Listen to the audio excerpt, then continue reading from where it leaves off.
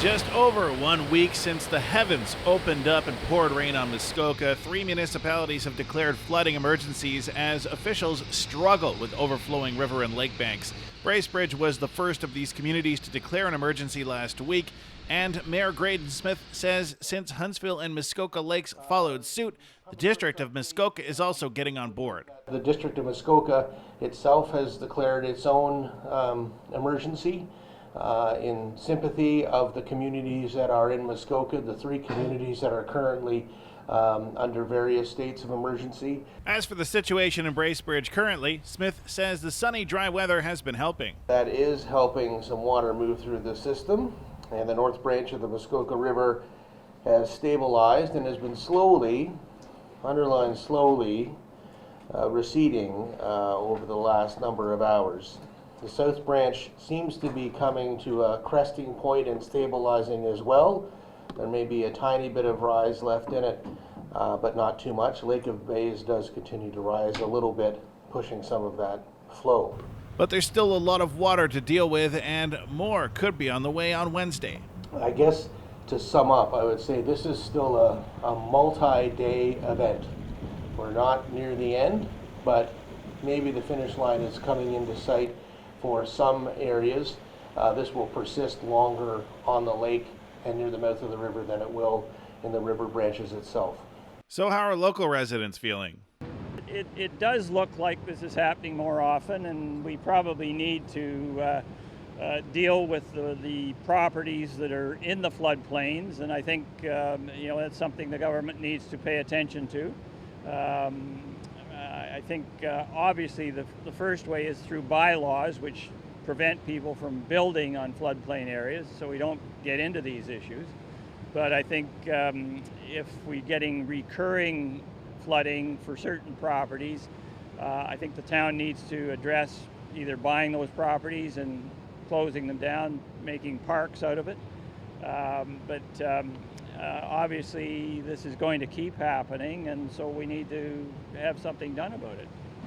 Mother Nature is very difficult to tame, and if we have 100-year floods regularly, there's not much that can be done about it. And perhaps this is a sign that global warming is a real threat. It's not so much global warming, it's climate change. And this may be the new norm for around here, and that makes it very difficult for people who live in the lower areas because there'll be no end to it.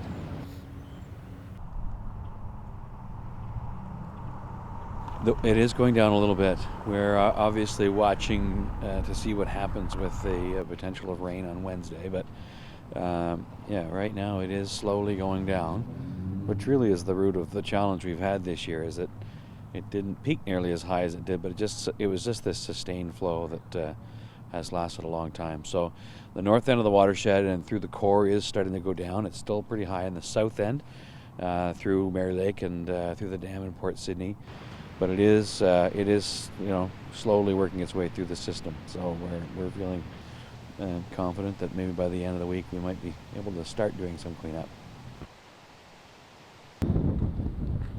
I was down at the wharf here by the steamship office about 7 o'clock on Saturday night. The water was getting close to the office, but not there yet. By Sunday morning, it had risen. So about 6 o'clock on Sunday morning, the staff sent a team of 11 or so staff out to bag. So they were sandbagging in front of the office here. Other than that, the lowest areas of Gravenhurst, which are by the wharf and out towards the west part of town where the tennis courts are, that's been somewhat underwater. But many of our cottages within Gravenhurst are pretty high up. So we're in good shape, it appears at this point. We continue to monitor it. We understand there's going to be more rain coming in on Tuesday into Wednesday. What that means, we're not sure. I did hear on the news today that Huntsville seems to be stabilizing, which is good news for everybody south of that, because everyone was anticipating that water flow coming through.